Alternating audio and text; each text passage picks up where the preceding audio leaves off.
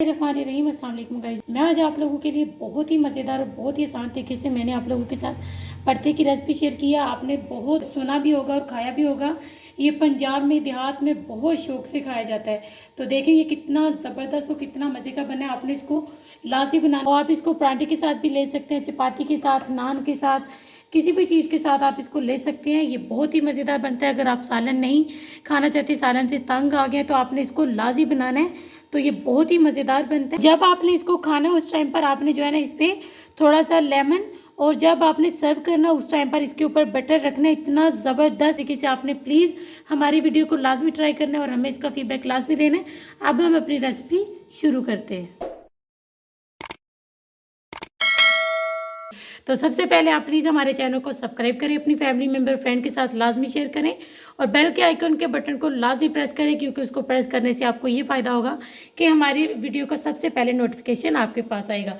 मैं आज आप लोगों के साथ जो है ना मिक्स वेजिटेबल पराठा बनाने लगी हूँ, जो कि आप लोगों को पता है इसको जो है ना पंजाबी बहुत ज़्यादा शौक से खाते हैं। विलेज में ये बहुत शौक से खाया जाता है, लेकिन अब तो ये आम लोग बहुत पसंद करते हैं। चटनी के तौर पर ये बनाया जाता है।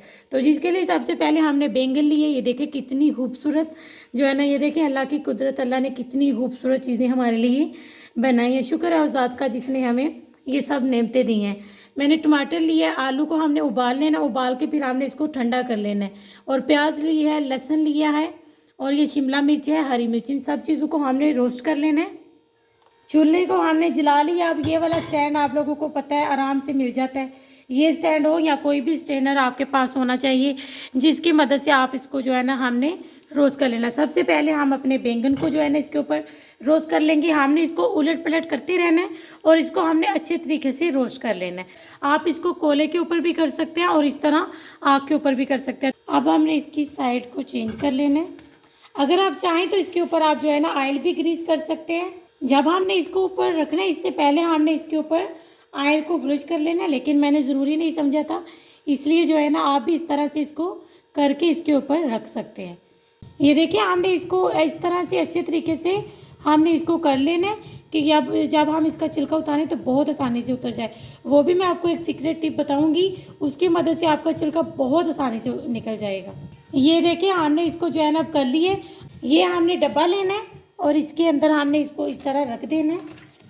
किसी भी आपने एयर टाइप डब्बा हो या देचकी हो, कुछ भी हो, उसके अंदर रख देना। उसकी मदद से ये बहुत आसानी से इसका जो है ना ये ऊपर का छिलका वो रिमूव हो जाएगा। ये देखिए अब हमने इसके ऊपर शिमला मिर्च और ये उबला हुआ आलू है जिसको हमने उबाल लिए, इसको भी हमने सिर्फ स्मोक देने के लिए इसके ऊपर रखना है। टमाटर और प्याज और हरी मिर्चें, ये सारी चीज़ें हमने एक साथ रख देनी है। और लहसुन, ये सारी चीज़ें एक साथ ही हमने इसके ऊपर रख देनी। ये देखिए हमने सब चीज़ों को इसके ऊपर जो है ना रोस्ट कर लेना है। रोस्ट करने के बाद मैं फिर आपसे पराठा बनाने की रेसिपी शेयर करती हूँ। और न्यू और बिल्कुल डिफरेंट स्टाइल से मैं आप लोगों के साथ पराठे की रेसिपी शेयर कर रही हूँ। ये देखिए इधर हमने सबको जो है ना कर लिया। अब हम इसको ठंडा कर लेंगे। ये देखिए इसको हमने ठंडा कर लिया। ये देखिए मैं अब आपको इसका छिलका रिमूव करके दिखाती हूँ। ये देखिए इसका मैंने छिलका उतार लिया। अब इसी तरह से मैं सबका उतार लूँगी। ये देखिए हमने सबका छिलका उतार लिया। अब हमने सबको जो है ना चॉप करना है।